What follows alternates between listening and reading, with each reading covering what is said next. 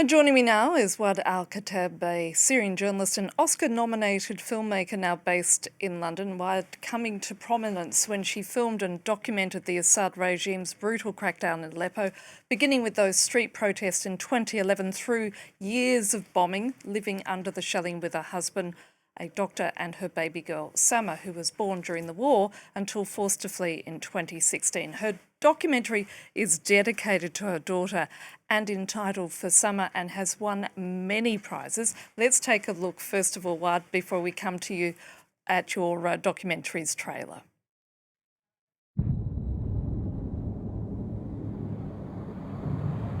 بحلب مدينتي.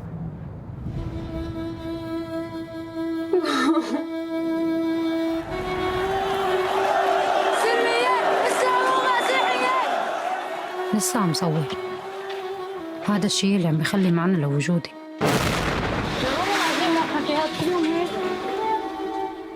ما حدا منا كان عنده أي فكرة كيف رح تتغير حياتنا للأبد.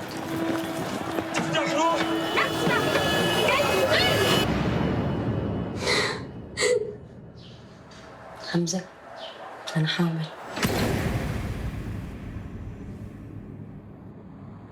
سما سما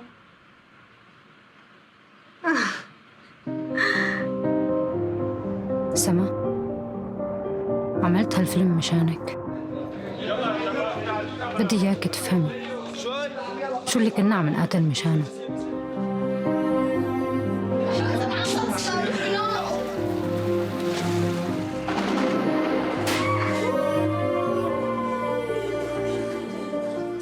بحبك كثير أكثر من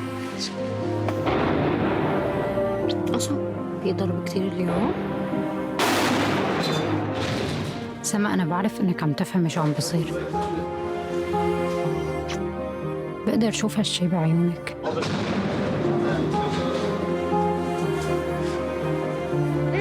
ما عم تبكي مثل أي طفل عادي.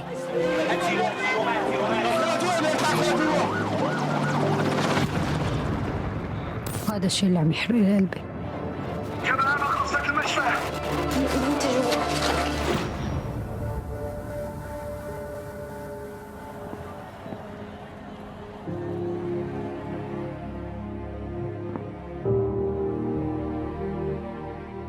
سما رح تسامحيني؟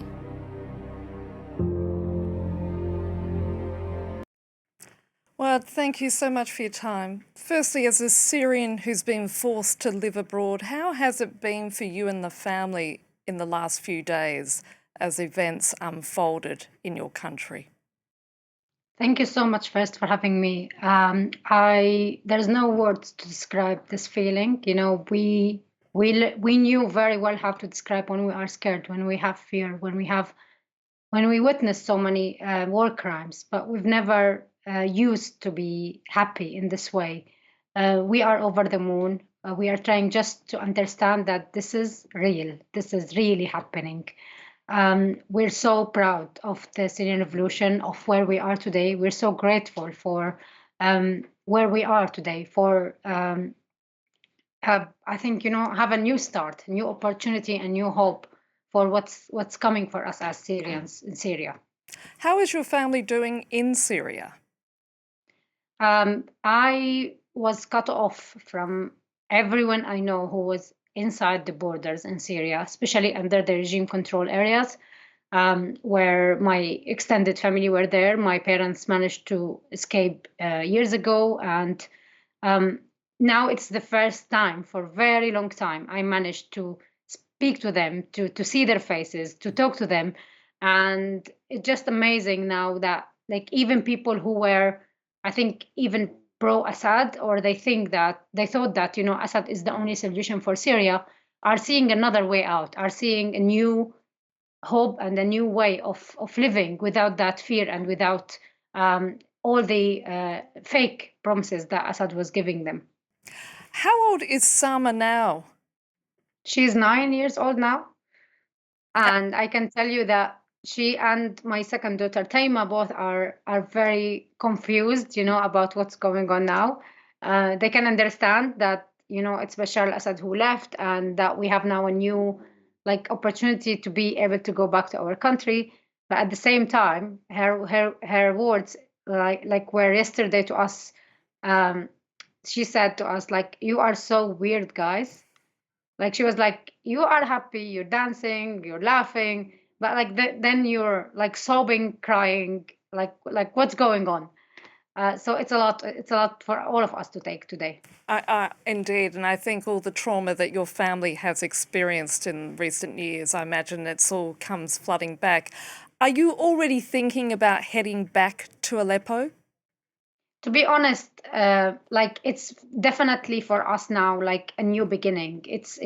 Our entire life will be changed, and the decision of going back is not something simply we can take right now. Unfortunately, we're still refugees in the UK. We don't have our passport to be able to go back at this moment, but we are still, hoping to be back. We are watching now what's going on the ground, what's happening, where this going, and we have so much hope that yes, as soon as we can, we will be heading back. Yes. And are you optimistic that the crimes of the Assad regime, which you so beautifully documented, are in fact going to be punished? I do believe that this is the beginning of that punish. Now we are having our country back. We can start to fight again with hope, because until last week, there was no way out for Syria when Assad was still there. There was no way out when international community, including so many European countries, were willing and going toward normalization with Assad. Today we're in totally new era, totally new phase, and we really, really hope to take this opportunity and fight for it as much as we can. Do you think there will be a day in which Bashar al-Assad will be held accountable? I mean, I see it as the day I was thinking and I was hoping for me to be able to go back. This is the only way forward. Yes, today he's protected by Russia as he was all these years before, but we will never give up. And it's not just Bashar al-Assad himself. Everyone who committed a crime in Syria, every party, every side, we survived. We will never forget, and we will never forgive. And I think the biggest justice for all of us as Syrians is to gain our country back, is to live together, to be able to have Syria as we wanted when we started the revolution in 2011, free, with dignity, with a state of law for all of us.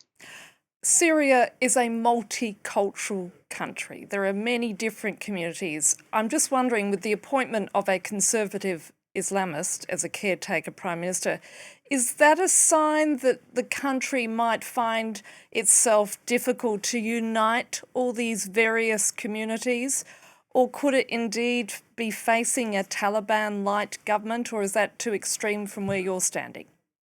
I think it's definitely too extreme. It's not just because what we are seeing now on the ground, but for us, walking out from this really dark tunnel of over 50 years of al-Assad family, I think this is definitely a concern for us, where this going, and we are watching, what's gonna unfold in the next couple of days. But also, I think we survived these 13 years, and we were fighting for our rights all this time. We will not give up now simply because, whatever government is coming. I think we have so much hope and we have so much work to be able to work together. What is going on now on the ground is definitely have some hope and more optimistic than before, but also it has legitimate concerns. But again, I think, whatever we are going toward, it's definitely not going to be as we were under the al-Assad control before. And to be honest, also for people who are living in Syria now, we are different culture, we are different things, but what we want at the end of the day is freedom, dignity, and a country where it can respect its own people, whether it doesn't matter, what is your background or whatever your party is. We have so much work to be done, and I do have so much optimism that we all, as Syrians, are going to fight toward that as well. Now, within hours of Assad fleeing the country, the UK and other European countries are saying that they're going to close their doors to Syrian refugees, and particularly Britain, where you are, freezing current asylum applications. How do you feel about that? It's a bit shocking, you know. We've been left alone all these years. We've been left to face all of this death and crimes by ourselves. We didn't have anything from these countries more than statements.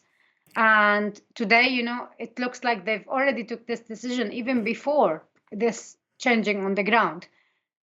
It's really, I think, disappointing because we started our own life again in different place. Like, we have kids here at school. Like, I'm talking about myself now. We have our job, we have our work. We don't know what we have back in Syria yet. And what was just really shocking, that this fast decision, where like people, we still not really even understanding what's happening on the ground, you know, where this going. And this decision of this is just adding more, I think, trauma and more difficulties to these people who fled war and fled war crimes. So I don't know really, but it's definitely not human, you know, to be dealt with us again in this way at the moment when we are just trying to celebrate and understand and be happy about where we are today. Well, Waad, I hope for your sake and your family's sake that you're able to head back to Syria and take your camera with you so we can see the I will for sure. rebuilding of the country. Waad al-Kateab, thank you so much.